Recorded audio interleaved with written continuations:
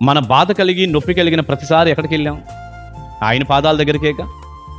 ప్రియబిడ్డ, సేవలో 25 ఏండ్లు నేను దైవజనుడిగా మనం తిరిగి ఏది పడితే అది మాట్లాడటానికి ఉండదుగా.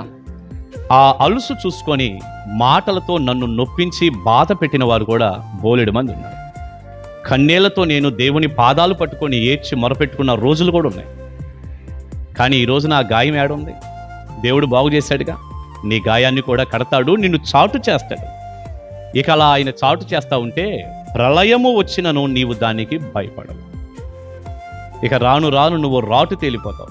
ఎంతమంది ఎన్ని అనుకున్నా సరే తీసే, అంతే, బ్రషప్ చేసేస్తావు, దులిపేసుకొని వెళ్ళిపోతుంటావు అంతే. అనుకున్నారు. నన్ను నా దేవుడు చూస్తున్నాడు.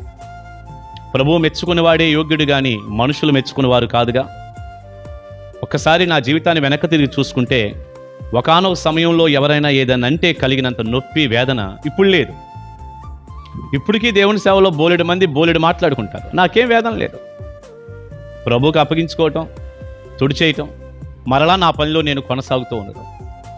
ఆయనే నన్ను చాటు చేస్తాడు. ప్రళయం వచ్చినా ఇక దానికి మనం భయపడమట. ఎంత గొప్ప ఆశీర్వాదం! ప్రియబిడ్డ, నువ్వు అంత గట్టిగా ఉండాలి. ఎన్ని అనుకుంటున్నా ప్రభు చూసుకుంటాడు. దేవుడు నాకు తోడుగా ఉన్నాడు. నేను ఆయనలో ఆనందిస్తాను, ఆయన కొరకు బ్రతుకుతాను.